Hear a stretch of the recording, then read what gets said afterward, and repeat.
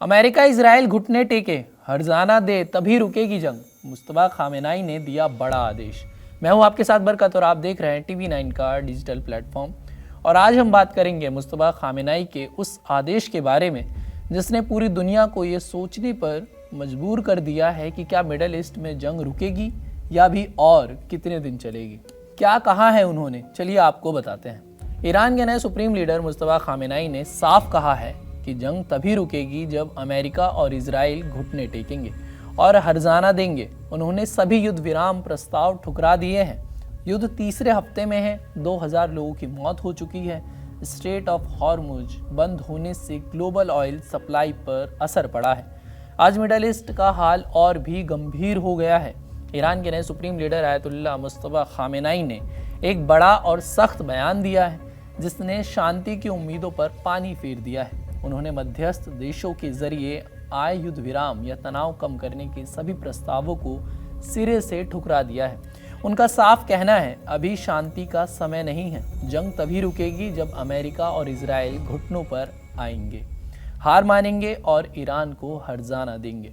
यह बयान ऐसे समय में आया है जब ईरान, अमेरिका, इजराइल के बीच युद्ध चल रहा है। ये संघर्ष तीसरे हफ्ते में प्रवेश कर चुका है। अब तक करीब 2000 लोगों की जान भी जा चुकी है और हालात दिन ब दिन खतरनाक होते जा रहे हैं। राइटर्स के हवाले से एक वरिष्ठ ईरानी अधिकारी ने बताया कि दो मध्यस्थ देशों ने ईरान के विदेश मंत्रालय तक तनाव कम करने या अमेरिका के साथ सीज फायर के प्रस्ताव पहुंचाए थे, लेकिन मुस्तफा खामेनाई ने अपनी पहली विदेश नीति बैठक में इन प्रस्तावों को पूरी तरह खारिज कर दिया।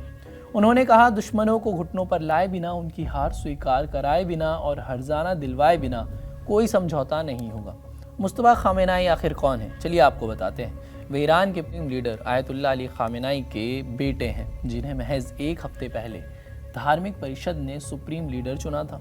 यह पद ईरान में सबसे ताकतवर पद होता है। सेना, न्यायपालिका, विदेश नीति सब कुछ उनके हाथ में होता है। उनके चुने जाने के बाद से कोई नई तस्वीर सामने नहीं आई है। कुछ रिपोर्ट्स में कहा जा रहा है कि उन्हें हल्की चोट लगी थी, जबकि अमेरिकी दावे हैं कि चोटें गंभीर हैं। लेकिन अब उन्होंने साफ कर दिया है कि ईरान पीछे नहीं हटेगा।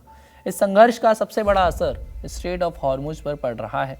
दुनिया का वह महत्वपूर्ण समुद्री रास्ता जहां से करीब 20% वैश्विक तेल सप्लाई गुजरती है, ईरान ने इसे लगभग बंद कर दिया है, जिससे तेल की कीमतें आसमान छू रही है और पूरी दुनिया में महंगाई का खतरा बढ़ गया है। मुस्तफा खामेनाई ने इसे दुश्मनों पर दबाव बनाने का हथियार बताया है। ट्रंप प्रशासन ने भी कूटनीतिक कोशिशों को खारिज किया है। दोनों तरफ से कोई नरमी नहीं दिख रही है। इजराइल ने दावा किया है कि उसने ईरान के एक बड़े सुरक्षा अधिकारी को मार गिराया है, जिससे टकराव और भड़क सकता है। भारत के लिए स्थिति बहुत चिंताजनक है। हमारी ऊर्जा सुरक्षा खाड़ी में फंसे लोगों, भारतीय नागरिक और वैश्विक अर्थव्यवस्था पर असर सब कुछ हो रहा है, सब कुछ दांव पर भी है।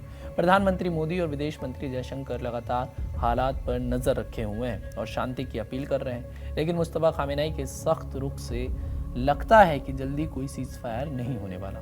दोस्तों, ये खबर सिर्फ मिडल ईस्ट की नहीं, पूरे दुनिया की है। अगर ये जंग और लंबी चली तो तेल की कीमतें और बढ़ेंगी, महंगाई चरम पर पहुंचेगी और वैश्विक संकट गहरा सकता है। दुनिया अब सांस थाम कर देख रही है कि अगला कदम क्या होगा। आपको क्या लगता है, क्या मुस्तफा खामेनाई और डोनाल्ड ट्रंप या अमेरिका या इजराइल मिलकर सीज फायर करेंगे या ये संघर्ष और भी लंबा चलेगा? क्या कोई चमत्कार हो जाएगा? अपनी राह में कमेंट करके ज़रूर बताएं और देश और दुनिया भर की तमाम खबरों को देखने के लिए TV9 डिजिटल को सब्सक्राइब भी ज़रूर कर दीजिए।